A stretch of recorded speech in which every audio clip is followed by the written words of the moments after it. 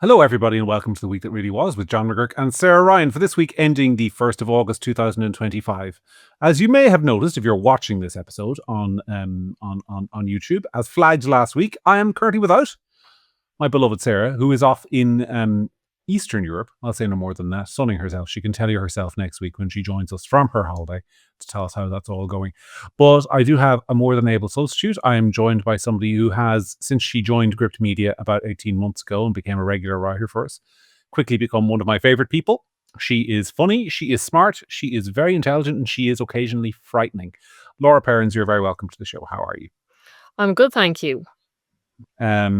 We thought this week, since we had you, for people who don't know about Laura's background, you came back to Ireland about 2 years ago. You've been living in the east coast of the country, but you've actually spent most of your career over in the UK. And those who follow Laura's writing on Gript may not know that she also has a Substack, which you absolutely should be following and absolutely should be subscribed to if you're in any way interested in UK politics. Because, Laura, that's where you spent most of your life.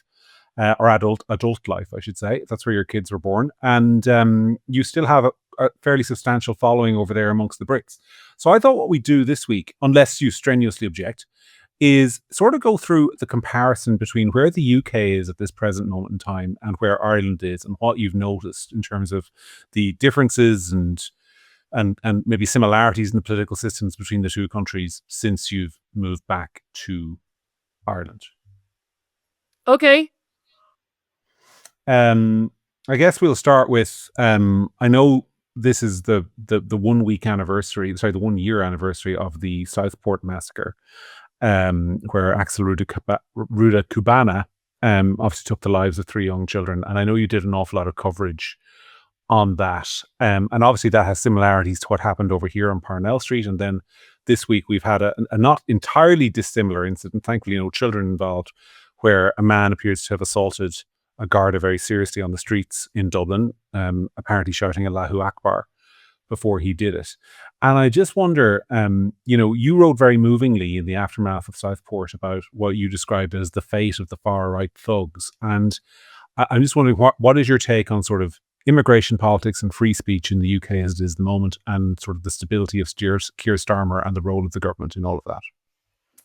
Well, I mean, that's a lot to unpack today. Yeah, I mean, it is a year on from Southport. I think Southport was two days ago, a year ago. And I mean, I did write on the Substack. We don't know anything more really. We know very little. Really, a 1 year on, and the issue. Look, a lot happened with that. Obviously, there was the 3 girls who were murdered, but we still know hardly anything about the person who committed that offence. His family, I think, came from Rwanda.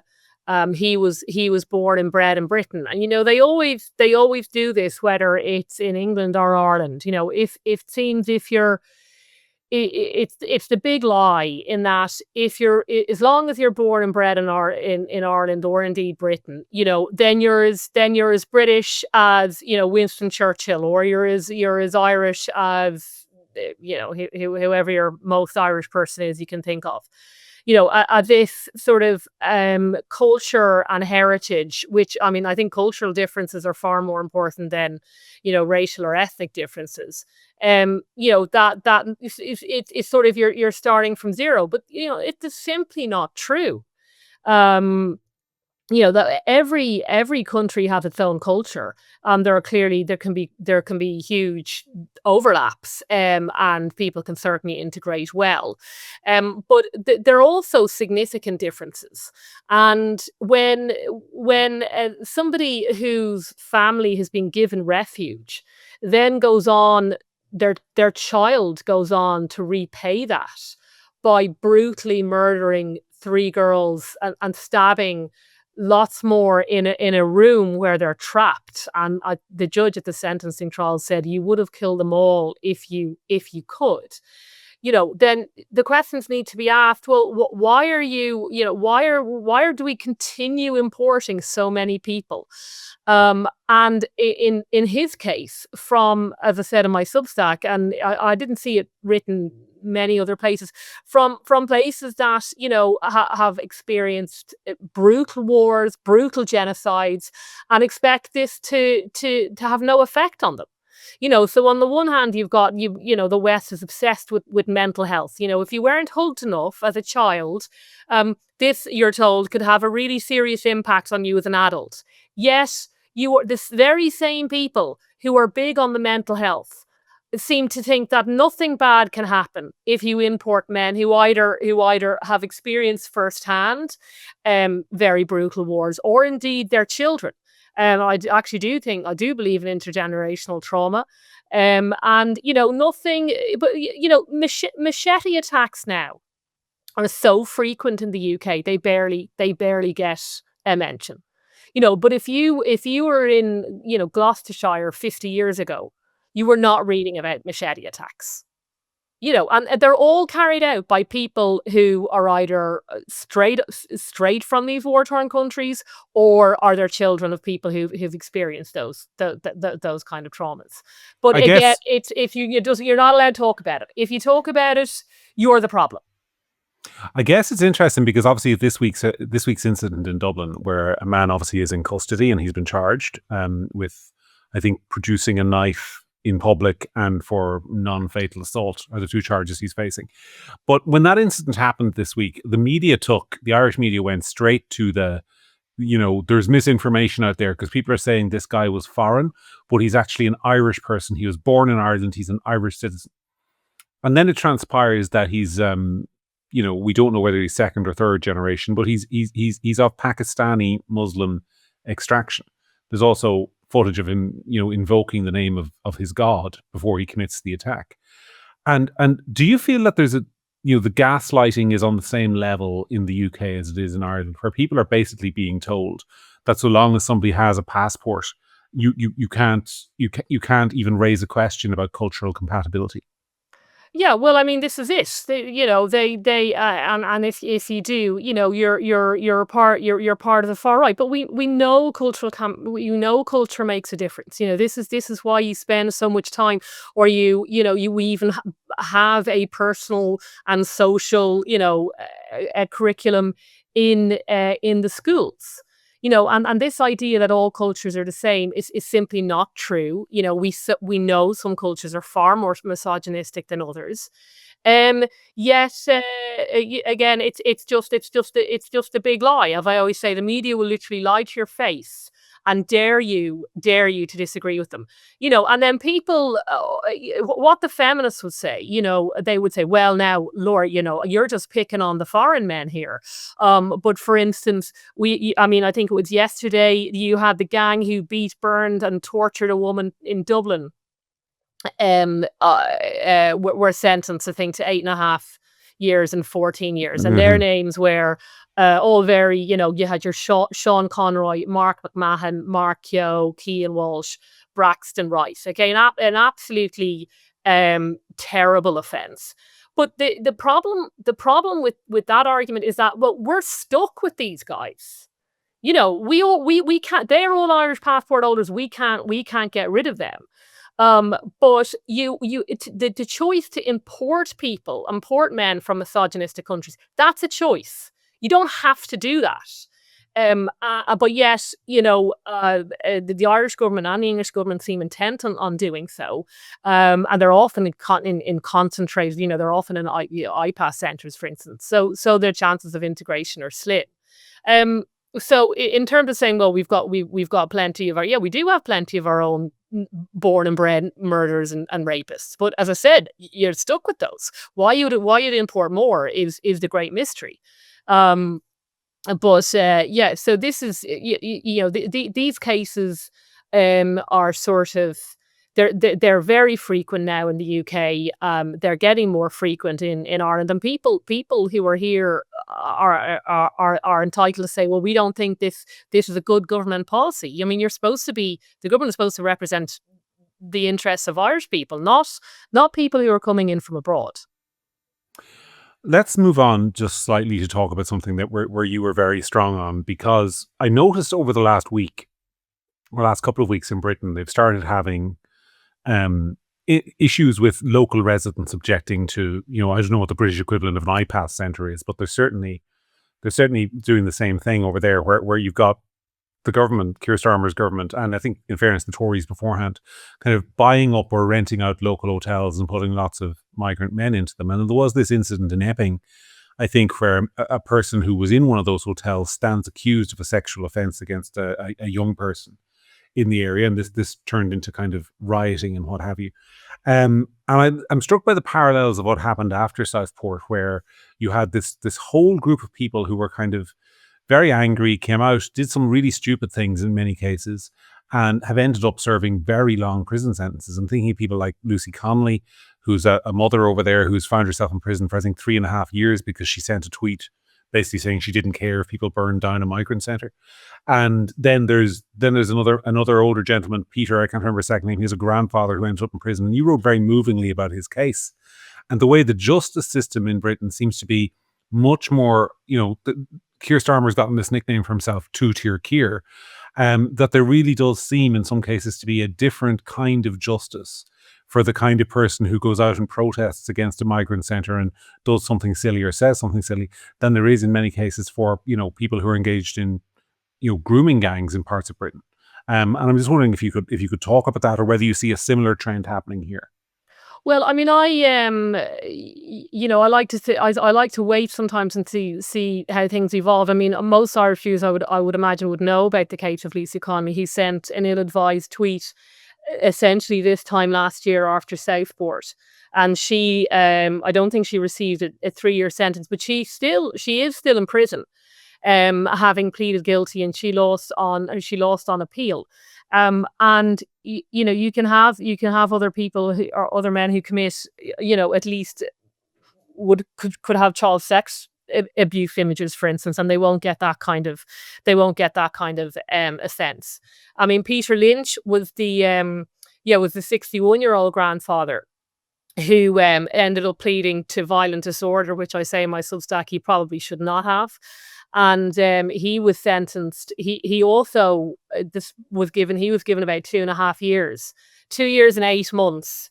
With theory, he didn't have any previous convictions, but he had serious health conditions. He had just suffered from a heart attack, and he had diabetes, thyroid issues, and angina.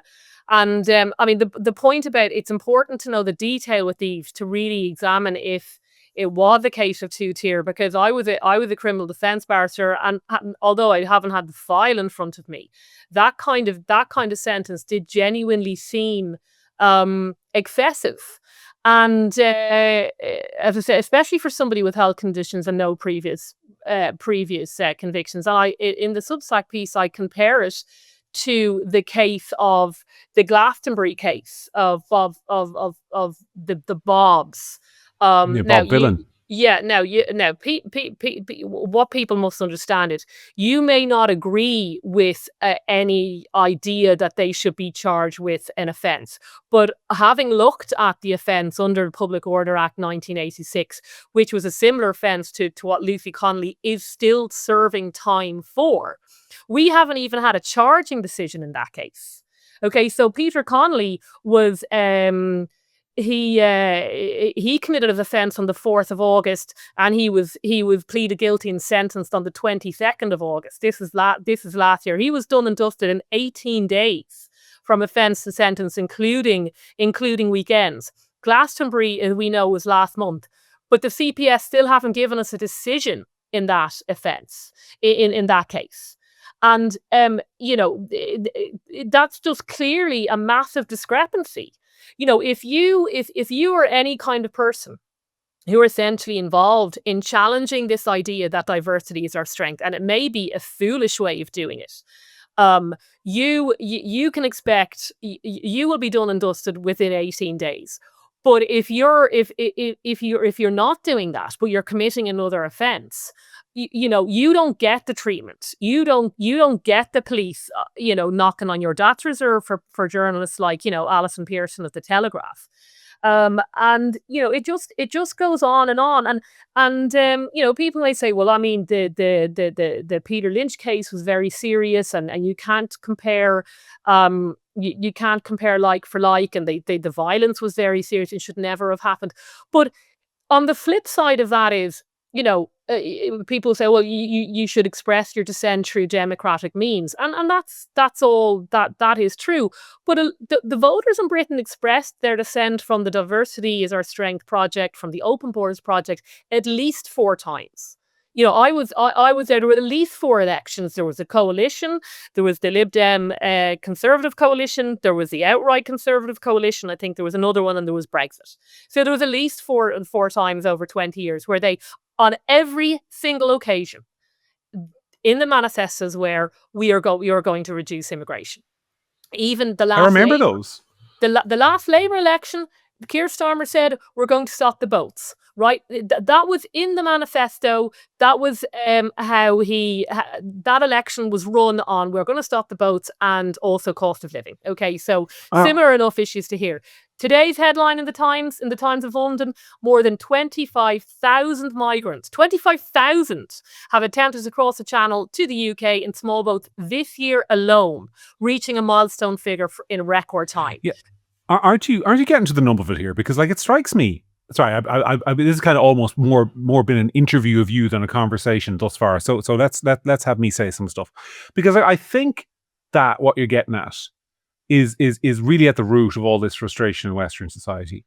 Where I saw Alison Pearson, the journalist you mentioned from the Daily Telegraph. In fact, I wrote a piece about this 2 weeks ago, where she basically sent a tweet. Now I don't know whether it was tongue in cheek or not, but she was basically saying, "Wouldn't it be great if there was a military coup?" And that made me sit up. Because I was going, whoa. Here's a journalist in a democracy sending a tweet. I've met Alison. I think she's a lovely person, but it did make me sit up.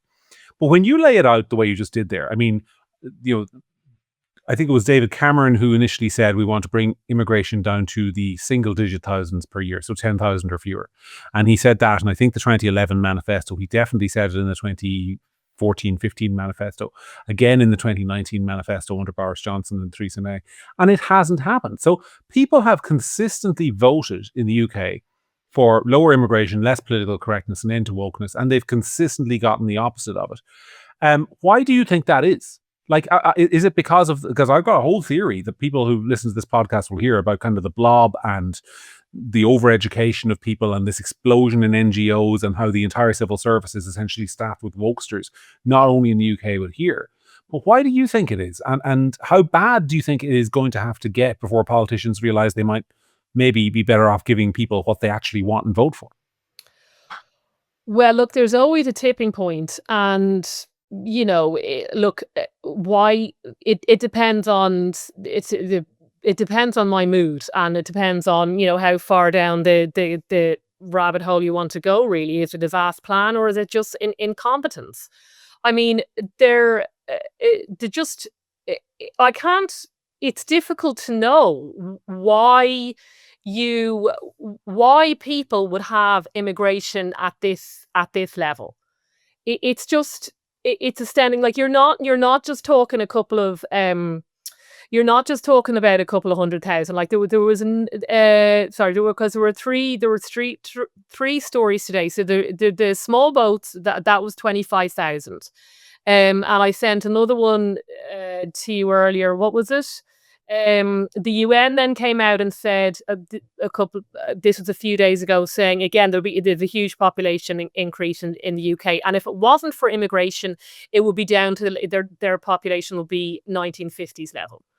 That was it today. The population of England and Wales has seen an increase of 706,000. That's just this year, the second biggest annual jump in 75 years.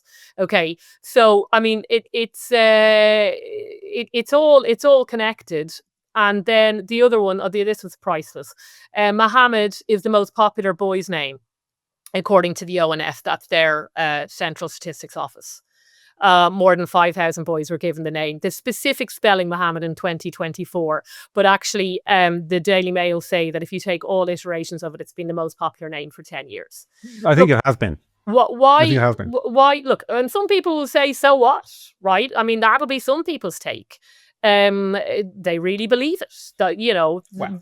diversity. I actually like diversity. Therefore, when I go to France, I would like to be, I would like to meet rude French waiters, and when I go to Germany, I would like to meet very stern, efficient Germans.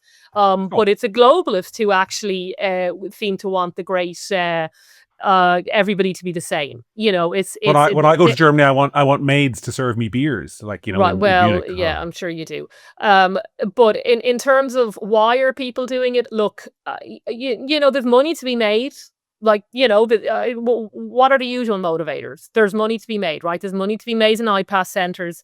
There's money to be made in the British equivalent of hotels, where they just go in and they do the same thing. They just take over the local hotel. There's, of course, a whole army of human rights lawyers who will tell you that somebody, the local rapist can't be deported because his son really likes chicken nuggets. That actually happened.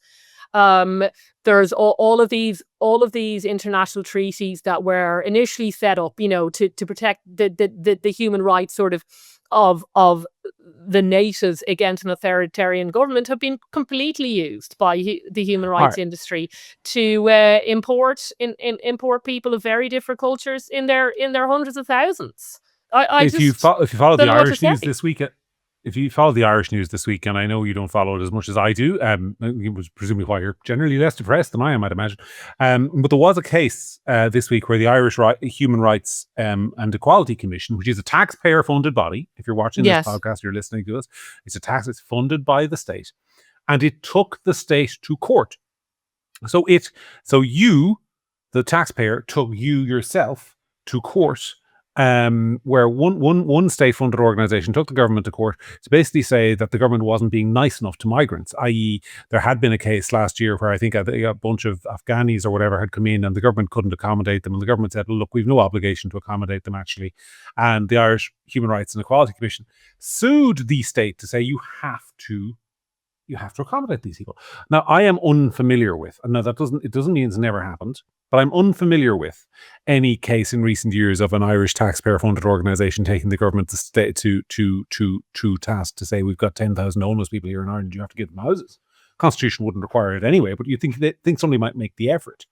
And it just strikes me, this business, you're very strong when you write about the lawyers, and if anyone's interested in the influence of kind of like left-wing lawyers, you should read a lot of Laura's blogs on the UK's Attorney General, who's a lifelong liberal left-wing human rights lawyer who's now in charge of assessing the constitutionality of UK government bills over there, and has been wreaking havoc. His name is Lord Hermer. Let's talk a little, because you're a lawyer yourself. You were a barrister, you're a criminal barrister for many years. You've some insight. I know you were in the UK. You're familiar with the in system over there and all the rest of it. The influence of left-wing lawyers in both Britain and Ireland, and human rights law, how pernicious is it in your view? How much of a problem is it compared to all the other factors we might discuss? Well, look, they are these are very talented, clever people. I'm sure the problem, I actually missed. I remember seeing that initial case. Sorry, this is going back to the Irish case. I thought it had already been decided by the Supreme Court, saying, I don't know, a certain level of comfort or whatever has to be provided. But I didn't know I didn't see that it was back in court. Look, as you say, the whole thing is madness, because you've basically got a state-funded NGO suing the state. So the government are shelling out your tax money to sue you against in general, what most people would think, against your interests. Mm-hmm. But why do they do? Look, I don't know. I think Thomas Sowell has a good book called, I think, The Vision of the Anointed, and the elites, they have a certain vision of the world, and their vision, namely, the diverse Ireland or the diverse Britain, they genuinely, I mean, some people say they don't really believe it. I think it's worse than that. I think they do really believe it. This is a vision they have. This is a values-driven agenda for them. and they will do what it takes to secure it by legal means.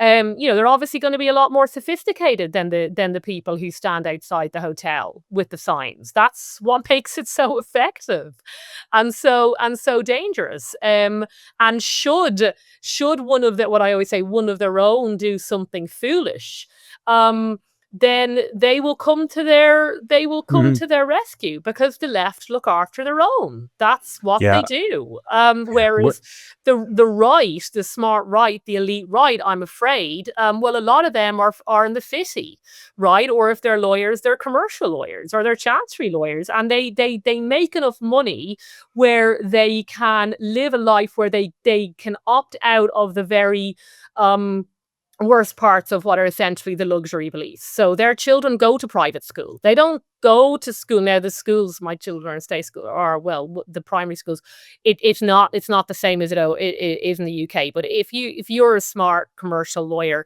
your children go to a private school. They don't go to the state comprehensive down the road. That would be just silly. And they will probably live in the west of London, and they leave London in the summer. There's nobody of any means stays in London in August, so they don't have to deal with the machete attacks on the tube.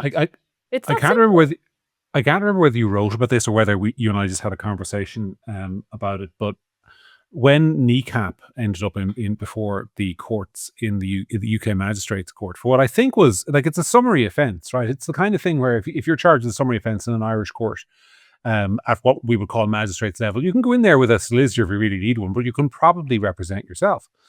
But kneecap rocked up to the magistrates court in London with I don't know how many KCs. They had Blina Nigrolia, who's an Irish lady who's is King's Counsel in the UK, and they had a whole bunch of other silks as well. And that goes back to your point of how these people rally around their own. And I definitely find that, even being the editor of Gript, you may have seen this week we're taking a judicial review of the Press Council. But anytime we're involved in sort of, or I observe legal cases in Ireland, the lawyers who line up voluntarily to represent left-wing causes are just incredible. And very few of the, I say this not poking at anyone in particular, but the right-wing lawyers who do exist are much more reticent to be seen to go down and take a case on principle for somebody who's on their side. And I don't know why that is. I don't know. I have no idea.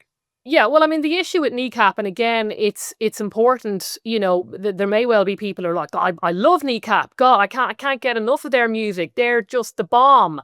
No. The point with kneecap is they actually have 3 filks for a summary only offence, and I would have been in the magistrates court, and that's, you don't get any silks in the magistrates court. That's just quite funny. You get your brief at 5 p.m. the day before, and then you have to head on down to whatever godforsaken magistrates court you're at. But that's not how kneecap roll. They have their 3 silks, and I think a junior and 2 other solicitors. And that's a lot of sandwiches.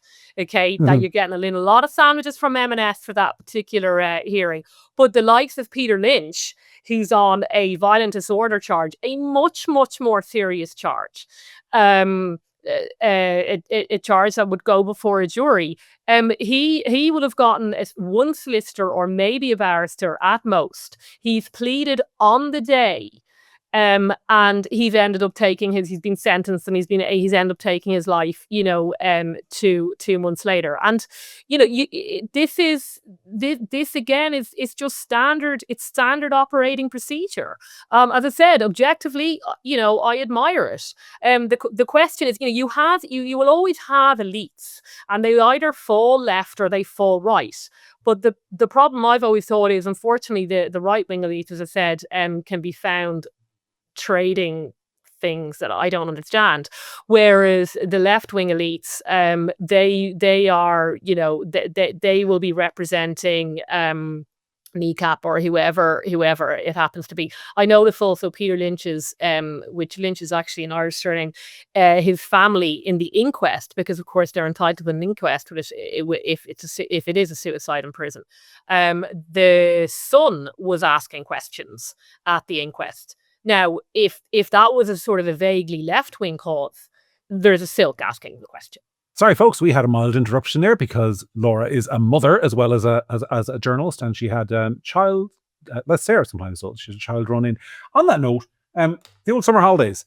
If you were in Britain, I think they'd only just have gotten the summer holidays, but they'll be over now in a couple of weeks. But how are you as a mother who's a stay-at-home mum? How do you cope with the summer holidays? Okay, fine, more or less. Yes, yeah. We try and enjoy the summer holidays. I also enjoy when they return to school. Um, yeah, we still have the family holiday coming up, so hopefully that will go well. It'll be better I than the was reading on your weather. Oh no, I was go reading on on. your blog. I was reading on your blog recently. You did some outings. You went to, and this interested me because you went to Northern Ireland. Where you did. I think did. You say you were in Enniskillen and then you were in Dungannon or somewhere like that. And what did you, as somebody who's come back to Ireland in the last couple of years, what did you notice a difference, across the border? Because I think you said to me that kind of like there was, you kind of felt that in Northern Ireland they weren't suffering the same kind of impacts from immigration and whatnot as we are down south. And I wonder, or did I take you up wrong on that? Well, I mean, it's always, yeah. So I've gone up there, like I hadn't gone up in 20 years. Um, but it's the border is only about an hour from my house. But so I've gone up now 3 times in 2 weeks. Because I'm slightly obsessed with National Trust, and they have National Trust up there. Um, yeah, look, it's a very different feel. As I said, there's only so much you can learn from, three trips. And it was right after the 12th of July. So there were a lot of Union flags. There were more Union flags there than Well, those are all year round in some places. yes, but the in fairness, the owner of the B&B we stayed in said that it was because the week before it was the 12th of July. So there were definitely more Union flags there than there were like in Bromley. Um I thought, I think the immigration, obviously the Irish unity debate is coming up, and there's a big push for it. But I think the immigration debate does change that. And without, I mean, it can be very divisive. I certainly don't want to make it that way. But I think if you're really looking at it logically, it's sort of like, well, which government is going to screw you over the least? Because if you're a loyalist unionist in Northern Ireland, to me it looks like you have been spared the very greatest aspects of diversity, and diversity is our strength, that has been inflicted on the rest of the mainland. On Downing Street. I mean, if your idea of diversity is that the Catholic kids can make their Holy Communion, I think you've come off quite well there. I think you've gotten it easy. And it will be interesting to see there was a I think it was in Neary, there was a big poster of Michelle O'Neill and Mary Lou McDonald saying, we'll be United Ireland for all. And I mean, yeah, well, who else? Who else? I mean, do you mean all of Europe? All of the world? Exactly how many people are we inviting in? Because, so far they've been quite in favor of the open border policy. So I reckon if they went knocking on the door of Enniskillen and said, well, we're going to take over the local hotel here and turn it into an iPass centre, I suspect that's going to receive some pushback. So I think it changes. I think it definitely changes the debate, because to listen to, obviously, the liberal media over here certainly are no down south are no fan of the Catholics. So what's the sell to the nationalists up there for United Ireland? You're going to come into United Ireland and what? And what exactly? Well, we don't. The Catholic Church was the greatest evil in the South for the last 80 years. They told you that on RTE at last night. They had another one of these programs, Forgive Our Sinners. That was just classic anti-Catholic propaganda. So they're not pro-Catholic. They're not. That's not the sell. Well, is the sell then we're so liberal that we're just gonna dilute your identity far more than the unionists ever would going forward? I'm just asking the question. I mean, if I was a nationalist up there, I would like to know, if I vote for United Ireland, how many of the iPass centres are coming my way? And similarly, if I was a unionist, you're like, well, if I stay in this union, well, they shipped it. I mean, the story 2 weeks ago in the UK was how the RAF were flying in about, I don't want, I did do it. 26,000 Afghans? 26,000 Afghans at the cost of 7 billion. Well, how many of those, there are RAF bases in Northern Ireland, so how many of those Afghans are in Northern Ireland? And how many of them might jump on the Enterprise down here? But, I haven't seen any of these questions come up in the mainstream media. It all seems to be, what flag is going to be flying where, and they may well be important decisions to make. But, if the UK population is going to increase to 74.3 million by 2100, well, how many of those are heading towards Northern Ireland? If so, then if it's a united Ireland, will be coming down south. The overlap between the two countries, and I think what I'm trying to say is the trend from both the Dublin government and the government in Dublin and London seems to be only one way. Namely, we're not really hot on the whole individual Irish-British identity. It doesn't matter which one. We've got a lot of other people standing behind us who we kind of prefer. Or if not prefer, are certainly going to put in the local hotel. And if you're going to protest against it, well, you might end up like Peter Lynch or Lucy Conley. I'm just I've a fit. I'm just telling you that's what the trend has been. It has. Speaking of trends, I wanted to move the conversation on just a little bit because Sarah and I touched a bit on this slightly 2 weeks ago, but you actually wrote a phenomenal article in the interim, which is very popular with Gript readers, on a topic that I've also written about, which is the excavations going on over in Tuam. And you were fairly, you weren't scathing, because I think everyone acknowledges that to be in a mother and baby home in Ireland in the 1960s, 70s, 50s, 40s was not exactly a picnic or an easy life. But I think you've been very strong on the fact, as you were in that article, that a lot of what we're doing here is just mythologizing and creating these women and turning them into villains out of nothingness, i.e. the nuns. I just wondered if you wanted to talk about that. Someday I'm going to say to either Sarah or Laura or whoever on this show, I'm going to say, I wonder if you want to talk about that. And they're just going to say, no, I don't. But hopefully that's not right now.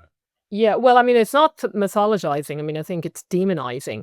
Well, look, I just wrote that article because I saw that it was coming off a headline and a piece in the Sunday Times, the Irish version of the English Sunday Times. And I mean, really, the piece was a masterclass in what I would call, anti-Catholic propaganda. It should be used in a media studies class from beginning to end, including the picture, which, as I said in the piece, had Our Lady looking. She was definitely looking a bit worse for wear, but Catherine Corliss had an actual halo because she was standing behind the sun. And like things that this is not subtle, and these things are not put in there by accident. Look, I said it all in the piece. If wrongs were committed, they should be exposed. I had a piece months and months ago actually complimenting the documentary on corporal punishment that the RT put out. Now, that's not something I normally do, but I thought they did a very fair and balanced job. It's not a case of defending the indefensible, but the Tuam story has gone to it has gone from there were not appropriate burial records, even though burial of the children was a job for Galway County Council, and that suddenly seemed to grow into the nuns were sort of killing these babies with their bare hands and burying them in unmarked graves, or in a mass grave. A mass grave was the term used in The Guardian, and the international media have gone absolutely bananas on it. I mean, people, I'm not really to say people mightn't believe me on it. Unfortunately, I follow the media probably far, far too closely, and the international media on this have just run with this as the classic, this is how backward Ireland is, this is how horrible the Catholic Church is, this is how horrible the nuns are. And you're like, no, look, listen, I mean, there comes there comes a time when you say, this is just so obviously extreme that it cannot be true. And also, you're picking on a bunch of people who, I say in the piece, who are mainly dead. It's really convenient to pick on the nuns because they're too dead to defend themselves. I mean, I think there's a few that are still with us. And what 85-year-old nun is going to stand up and go on RTE News and say, well, actually, that's not what happened?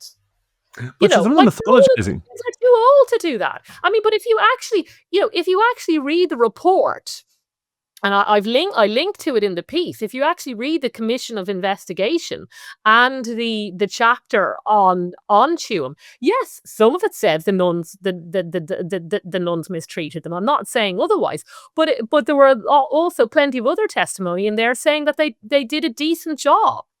And again, you're looking at this thing. It's 2025. Much of this happened probably in the 1950s. I just don't think certain people of our generation, John. The people just don't understand how poor Ireland was then, and this goes to you just need to just imagine for yourself just what the nuns have to do in the conditions that they had no say over. They had hardly any running water. They had hardly any heat. In fact, they insisted that the Galway County Council wanted to pull out running that home completely, and they refused to do so until they put in, I think, central heating. People don't, like, for instance, I think back in the 1950s, I would imagine most homes in Ireland had an outside toilet. My daughters now each have an ensuite. I mean, there's just no comparison. So if you're talking about, well, a lot of the infant mortality was high. Yes, the infant mortality was high because they had no heat, and the hygiene levels were much worse back then. But I tell you what annoys me. Why is it left to you to make these arguments, or indeed to me? Because I wrote a similar piece which was well received, and there's well, who else is to make them? The nuns are too dead to do it. Where are the fucking bishops? They're so hammered, and also, look, I don't have, and I don't want to fall into stereotypes myself, but there probably is a divide between the bishops and the priests at the time and the nuns. I'm certainly not necessarily. I would have to see the case in terms of the bishops and the priests, because it was a patriarchy, and they would have seen themselves as superior to the nuns, and that's what I said at the end of the piece, which really bugs me, is that these nuns, just 1 second, because you're a man, you have all the feminist journalists, and they have no problem piling on. These nuns were just women. They were ordinary women. They didn't drop out of the sky. They were ordinary women doing the job of caring and cleaning. Always jobs that are normally left to women to this day. The priests weren't lining up to do it. The bishops weren't lining up to do it. The fathers of the children weren't lining up to do it. Nor were the fathers of the mothers lining up to do it. Who was left quite literally holding the baby? The women. And then it's like open season from these so-called feminist journalists on women, most of whom are too dead to defend themselves. I mean, so in terms of where the bishops and the priests, well, look, they spend their time having to issue apology after apology. And I'm not necessarily going to, that is neither here nor there to me. Yeah. But I mean, David Quinn obviously did a defense in the Catholic Herald, and Brendan O'Neill did a defense. I remember when the story first broke in Spiked. But like, look, what can you do? You do what you do. I mean, any relatives.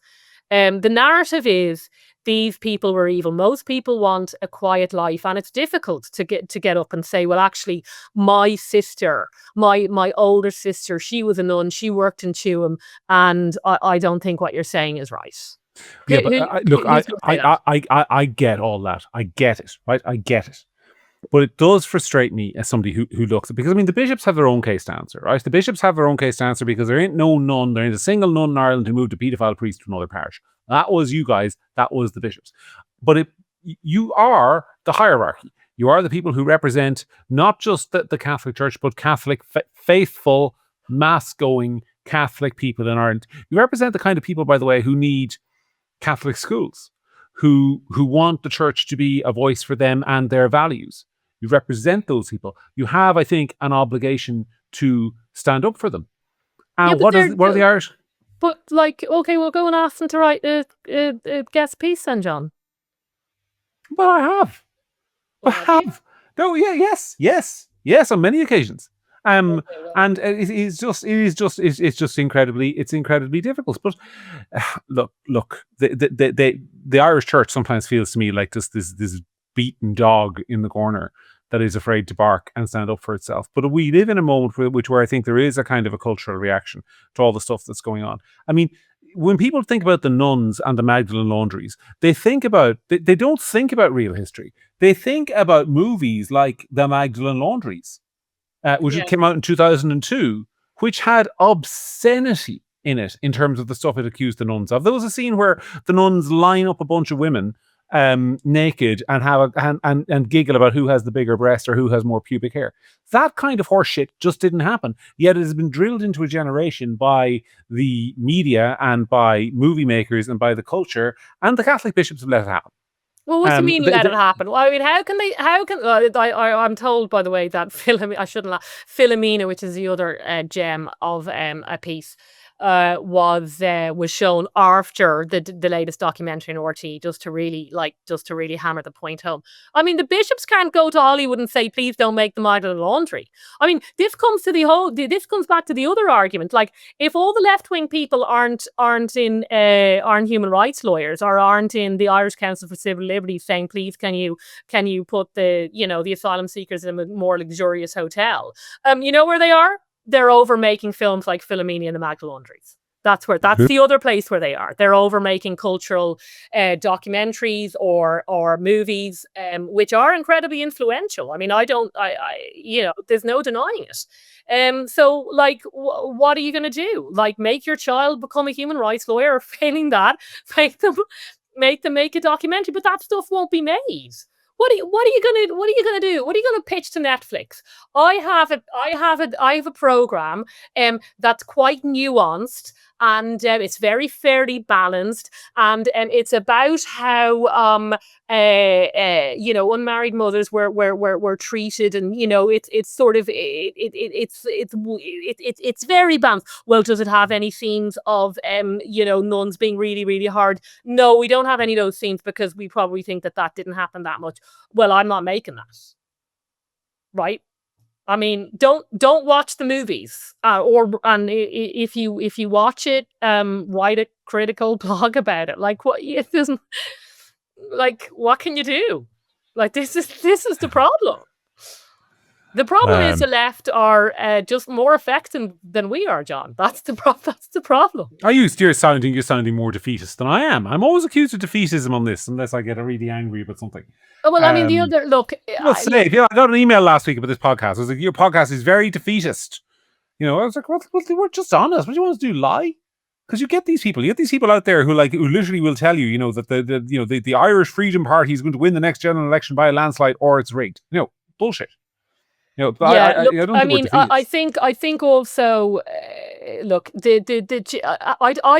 what worries me about the Tuam thing is how ordinary people can't see just that how hysterical the media coverage of it is. It couldn't possibly be right. When it reaches a certain level of hysteria, it's just they're just pushing a certain agenda. It's always the same. I mean, I had this. I am being pretty shameless in the pushing of the old Substack, but like this is in I think I say the message. Like, there are certain narratives that the media in general in the West like to push, and you can sort of change it. I don't know what's wrong with me. I can't talk tonight. You can change it for the country, but it's the same thing. So yeah, the thing is that people. Well, I think my theory is the trashing of the Catholic Church. Okay. It's bigger, right? You might be an atheist or, or whatever, a Protestant or whatever. You might say, well, I don't care. That doesn't matter to me. They were evil. No. Because the Catholic Church was so integral to the Irish state after independence, okay, it's no coincidence. This is sort of separate. This is the trashing of the historic narratives. Okay. I'm sure there's a French equivalent and a Spanish equivalent. The British equivalent, sorry to go back to, is the colonialists. We were colonialists and we were evil. Okay, but if you look at both countries, so for instance, they'll come after the flag. So Emily Thornby, who's an MP, went after St. George's flag 10 years ago, and some radio state news talk, I think, said, is the tricolour now a symbol of the far right over here? Okay, so again, the trends are the same. They will come after important historic buildings. So they want to, well, someone writes a piece saying we should tear down Nelson's Column in Trafalgar Square, and some Irish people might be like, well, yeah, they absolutely should. No, because after that, then they say, well, we're gonna sort of downgrade the GPO, and actually we might stick a Nike flagship store in there or a Costa Coffee. Okay, because your history isn't good enough. And then they'll say that, the landscape isn't good enough. It's just a constant chipping away at European national identity. To say that, to be honest, you're not great. And this is different now to, say, taking an historical critical eye. That I don't mind and looking, for ways to improve. It's far more insidious than that. And then once they completely undermine you and say, well, yeah, your father was crap, and your aunt who was a nun was crap, and your great granduncle who was a priest, he was probably a child abuser. Then they've sort of beaten you down so much. Then again, as I said, well, they've got a lot of other people in there to replace you.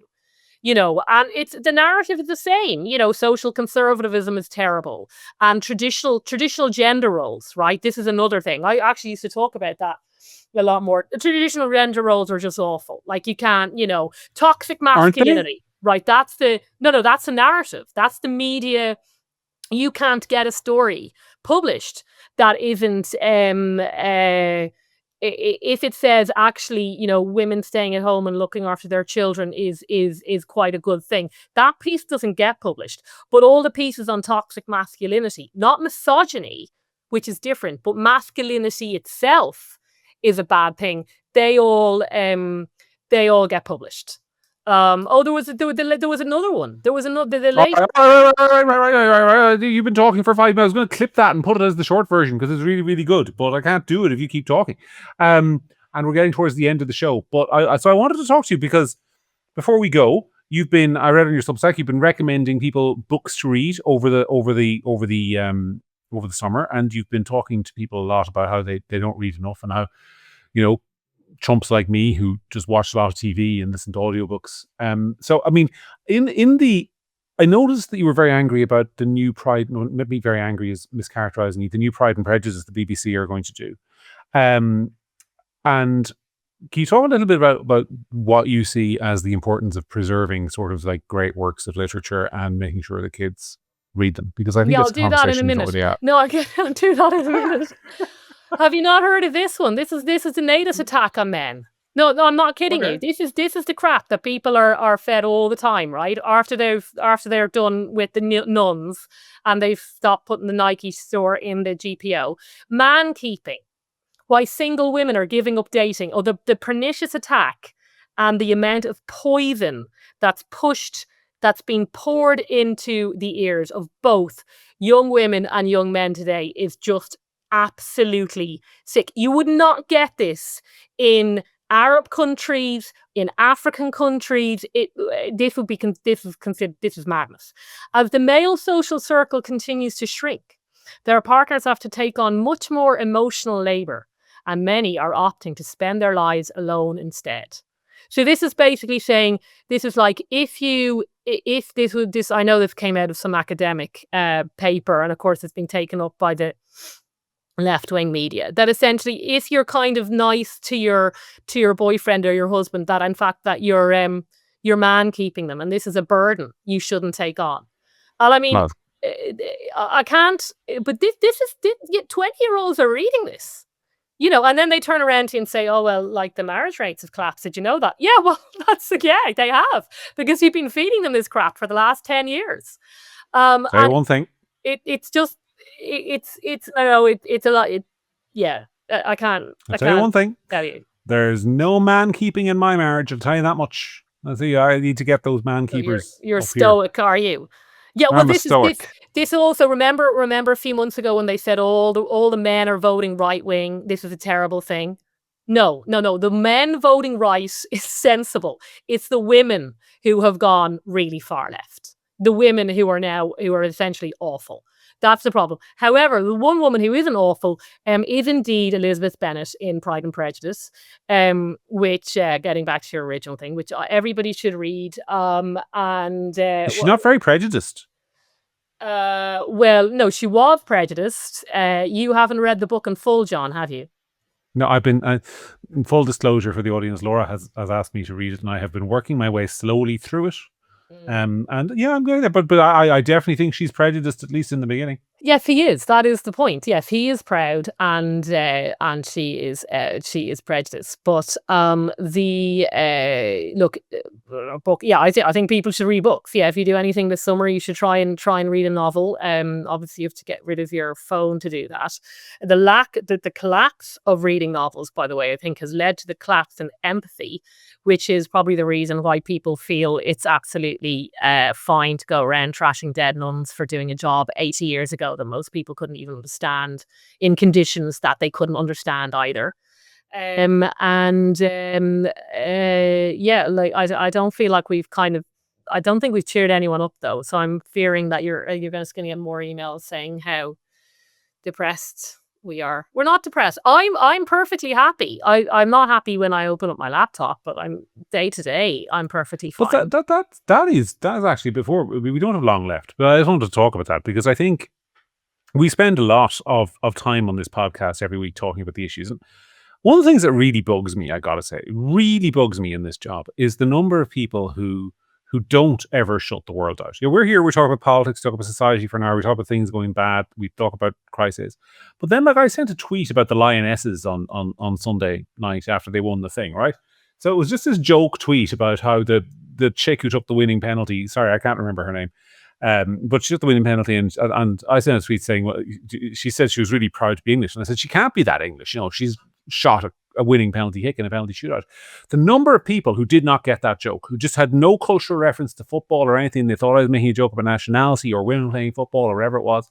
Like, people need to have interests, and I just feel a lot of the time like people don't. They spend all their time on bloody Twitter or on the internet or getting angry. I mean, you I think are a great example of this because you've been all over the place this summer, going to look at country houses and reading your books and reading your novels. And you had this one, I think, where a woman got up and walked away to the beach or something. Have I read your Substack? And she just kept going. That's an Anne Tyler novel. Yeah, it's one of my favorites where she is on holidays. Oh, I can't believe I don't remember the name, but it's there. It's on my shelf inside. She's on, actually, it's set in the summer, and she's on her annual holiday with her, I think it's 3 older children and husband, and she goes for a walk on the beach. And she just keeps walking. And she keeps walking. And anyway, she has a bit of money and, it's obviously believable. And she ends up in a small town and she rents like a very small kind of room and she gets herself a little job. And she basically just lives there, herself in her little room and with her little job because she married young. It's set in, I think Anne Tyler's books are mostly set in the women have married young. They're boomers. So they married out of the 50s. So she was like 21 when she got married.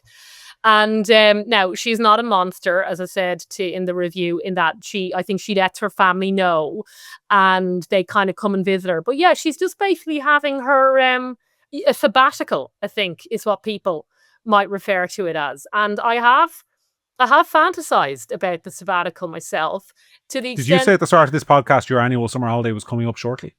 Yeah, well, I won't be able to get... but my eldest daughter doesn't allow me. She doesn't allow me isn't perhaps right, but she's a little bit fearful that I might just keep walking when I go for a walk on the beach. But look, it's my dream. Some of my very, very good friends are what one might call normies, and we're a whole news like cycle. Me, I'm a normie. No. If you know what a news cycle is, a huge story will break, like a massive story will break. And I'll say, have you heard? Like, I don't expect them to know the niche ones, but I'll say, have you heard about this story? And they say no. And I'm actually genuinely envious of them. I just like, wow, to have that life, like just to not care, a whole news cycle could go by. And they don't know who's resigned, they don't know who's died. Yeah, it's amazing.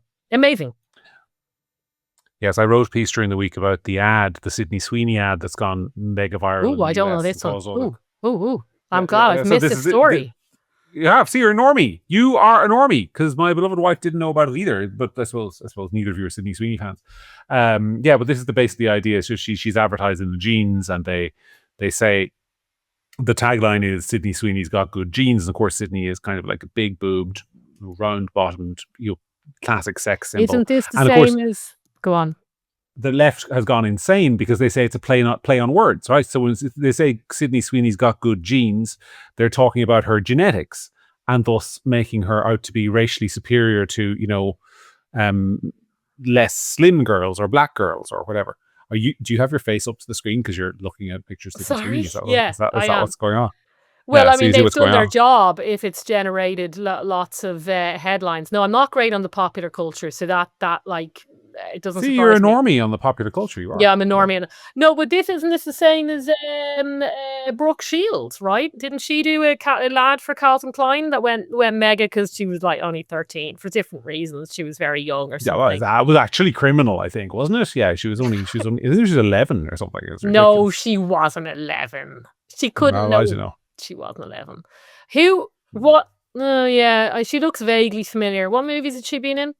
Sorry, now we're really going. What movies? I saw her in hang on, she's in The Handmaid's Tale. Oh, yeah. God, that's one depressing program, Handmaid's Tale. I tell you, the viewers really want to get deep and you want to be depressed. You watch The Handmaid's Tale, man. I saw her in a rom-com. I saw her in a rom-com recently. I can't remember the name of it, but you'll find it if you go into her filmography. She played. It's based on Shakespeare's Taming of the Shrew. And it was just a classic rom-com. And it was really good. I enjoyed it. And she's a very good actress. And she's not bad looking. You can see why she drives the old American men absolutely crazy. They love their blonde hair and their blue eyes and their she's a bit young. I haven't gotten any movies from her anyway. Yeah. Oh, right. Okay. Well, I mean, the left will always find a problem, right? Oh, it's been called an ad. It's been called Nazi, but everything is Nazi now. Yes. Well, the reason they're saying it's Nazi, Laura, is that. No, I get the point. I get the point.